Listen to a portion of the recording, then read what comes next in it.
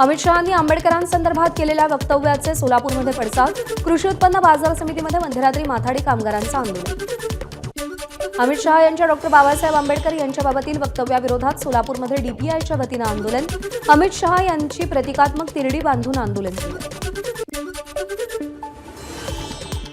शिवसेना आमदार आदित्य ठाकरेंची नागपुरातल्या दीक्षाभूमीला भेट. अमित शहांच्या वक्तव्यावरून निर्माण झालेल्या वादानंतर आदित्य ठाकरेंचं बाबासाहेबांच्या स्मृतीला वंदन. निवडणुका अजून संपलेल्या नाहीत. स्थानिक स्वराज्य संस्थांच्या निवडणुका अद्याप बाकी. भुजबळांचा इशारा. महायुतीला लाडक्या बहिणींप्रमाणे ओबीसी समाजानंही साथ दिल्याचं भुजबळांचं वक्तव्य. नाशिकमध्ये समता परिषद कार्यकर्त्यांचं सामूहिक मुंडन. छगन भुजबळांना मंत्रिपद न मिळाल्यानं कार्यकर्त्यांनी महायुतीचा निषेध केला. मुख्यमंत्री आणि दोन्ही उपमुख्यमंत्र्यांचाही निषेध केला. उद्धव ठाकरे गटाला मोठा धक्का. अमरावती जिल्ह्यातील मोठ्या प्रमाणावर पदाधिकारी आणि कार्यकर्ते शिवसेनेत प्रवेश करणार. याचा परिणाम थेट स्थानिक स्वराज्य संस्थांच्या निवडणुकीवर होण्याची शक्यता.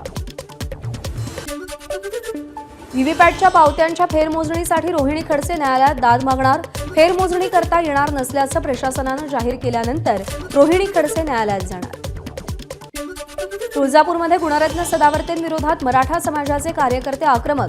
सदावर्ते तुळजाभवानीच्या दर्शनासाठी जात असताना मराठा कार्यकर्त्यांकडून अबीर फेकण्याचा प्रयत्न. सदावर्ते सतत मराठा समाजाविषयी बेताल वक्तव्य करत असल्याचा आरोप. राज्याचे माजी गृहमंत्री डॉ. रणजित पाटील यांचे वडील आणि माजी आमदार विठ्ठलराव पाटील यांचं वृद्धापकाळानं निधन. ते 90 वर्षांचे होते. परभणी हिंसाचार प्रकरणी न्यायालयीन कोठडीमध्ये असलेल्या सगळ्या 31 जणांना न्यायालयानं जामीन दिला. जिल्हा न्यायाधीश नायर यांनी जामीन दिला. यवतमाळमध्ये जनसंघर्ष अर्बन निधी बँकेच्या अध्यक्षासह 7 संचालकांवर पोलिसात गुन्हे दाखल. 44 कोटी रुपयांची अफरातफर केल्याचा ठेवीदारांचा आरोप.